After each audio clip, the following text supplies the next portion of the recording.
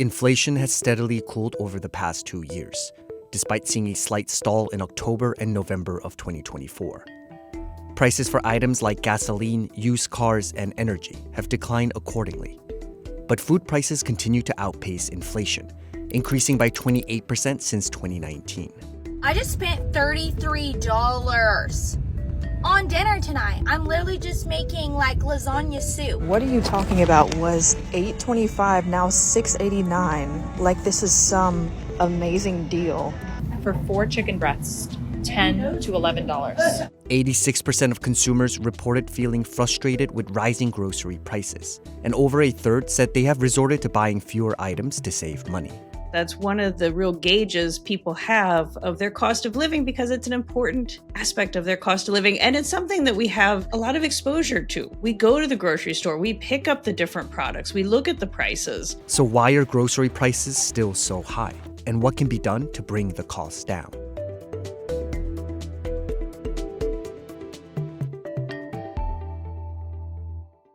Like any other business, food processors, manufacturers, and retailers face various operating costs to get food from the farm to the grocery aisle. These costs play a key role in how products are priced.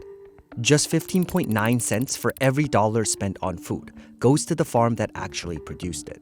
There's so much more that goes into the cost of our food than just the actual food itself. There's a lot that goes into the producing it, moving it around, the transportation, the marketing, getting it on the shelves. It's not just the food. It's all of the inputs that go into it. Unexpected global events set the stage for a sudden rise in food costs. It was a global pandemic. There were disruptions all around the world in terms of production. At the same time that you just have this unexpected, unprecedented wave of demand, that is a recipe for it to really break down and you to go into the grocery store and see empty shelves or go into the grocery store and see really higher prices. Then in 2022, you had Russia invade Ukraine.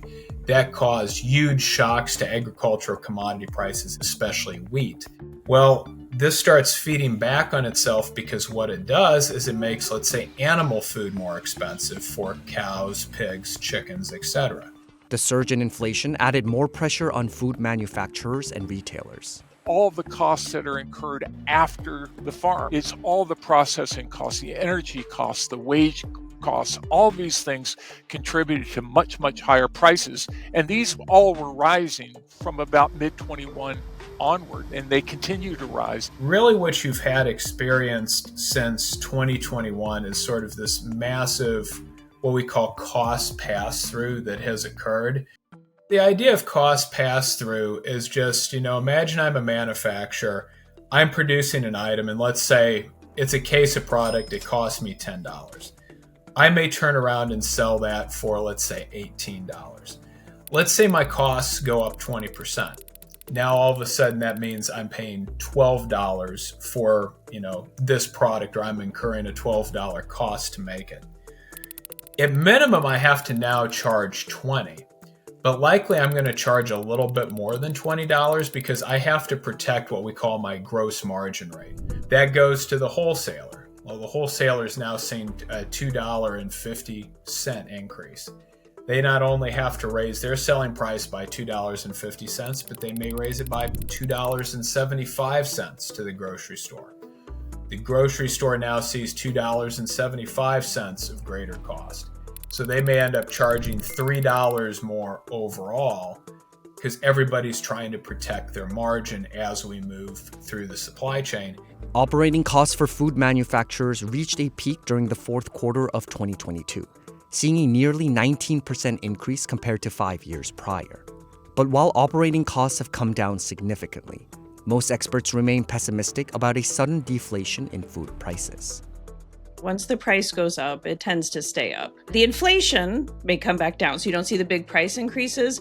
But outside of widespread depression, we don't tend to see prices falling across the board. The last time we saw actual decreases in grocery prices that were substantial was really late 2015, but primarily 2016. It's important to remember that year saw a very sharp drop in oil prices. And also commodity prices came down further. And so you really have sort of a unique set of circumstances that caused actual deflation in food prices in 2016. None of us are expecting that to occur in 2025. There are some categories where we've seen prices come up and down. Eggs are a good example. Like, they did come back down quite a bit after the big surge.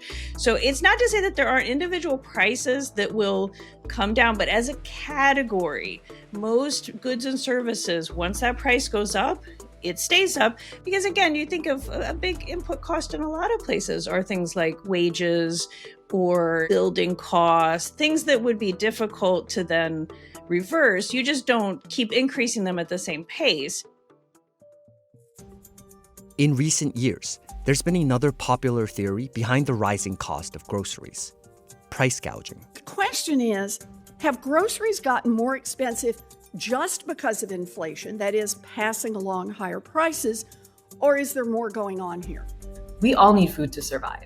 No matter what the price is, what that has meant over the last couple of years is that retailers have been able to take advantage of this. 63% of Americans surveyed in 2024 blamed price increases on large corporations taking advantage of inflation.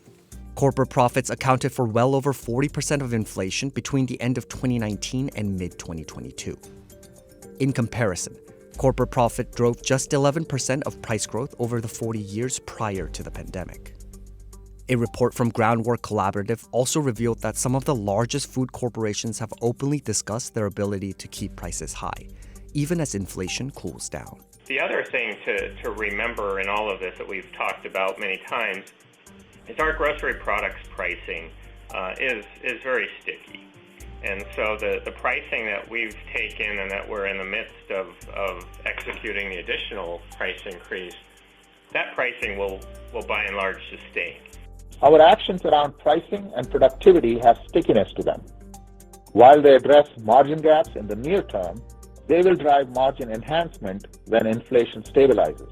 The grocery sector as a whole is deeply concentrated. They have very little competition. And so this is what some economists call tacit collusion, where, big companies sort of side-eye each other and listen to each other's earnings calls and think, hey, they're not lowering their prices, so we're not going to do that either. And that sort of facilitates this really sticky, high-price situation that we find ourselves in. A 2023 report from the U.S. Department of Agriculture revealed a significant increase in market concentration within the food sector over the past 40 years. Between 2018 and 2020, just 2 seed companies controlled 72% of corn acres and 66% of soybean acres. And most metropolitan areas saw just 5 to 6 store chains accounting for most of the supermarket sales. But some economists remain skeptical about whether real price gouging is happening within the food sector. We've not seen any evidence from the Service Annual Survey of unduly large gross margin rates, not only in grocery, but also what we call warehouse clubs and superstores. That's your Walmarts, your Targets, your Costco's. Gross margin rate for some of the biggest U.S.-centric grocery retailers have not seen enough gains to show price gouging. The same goes for food manufacturers that are more global in scale. We have regulatory agencies to watch over this stuff for a reason, but I think there's plenty to explain what's gone on in the food price grocery store inflation based on underlying fundamentals in the market. You don't have to resort to arguments that, this is price gouging on the part of these companies. To account for high costs, more families are dipping into their savings or relying on their credit cards, buy now, pay later programs, or even payday loans to pay for their groceries.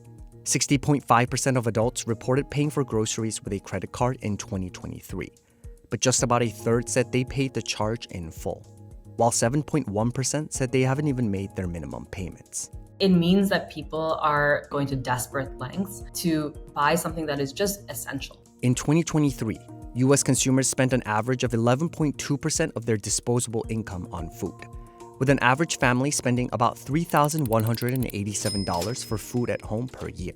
I can sit here and say that food expenditures are small relative to the income that most households make, but for poorer families, that's not the case. It is high. In 2023, low-income households spent an average of 32.6% of their after-tax income on food, compared to just 8.1% for households earning the highest income.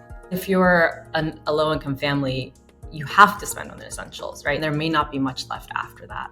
So as a result, what that means is that when prices for essentials rise, when prices for groceries rise, that really hits low-income folks the hardest. During the pandemic, there were some extra programs that were put in place to really help people kind of beef up those benefits during the pandemic, and those have expired, but they did give an example of how we can strengthen those kind of programs. So if we're really all fired up about how expensive food prices are and we're worried about people being left behind, we do have public policies that we can shore up to help people who really are getting hit hard by those higher prices.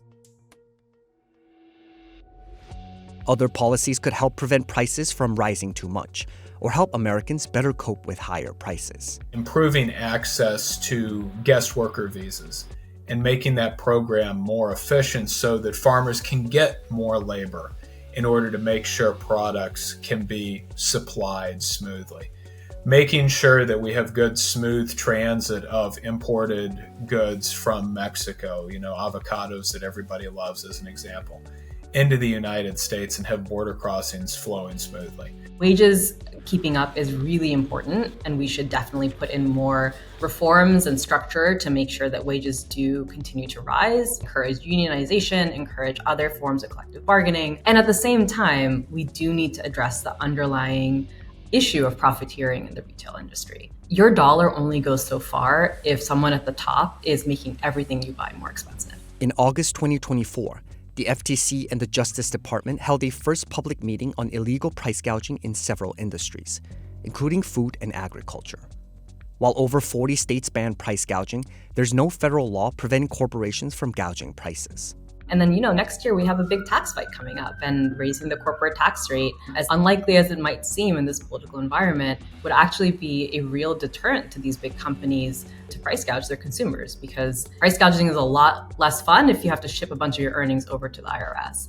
And so there are policy tools that we can use to address this issue. And I think it's really critical that we start to look really expansively at the things that we can do to make food prices more affordable for everyday consumers.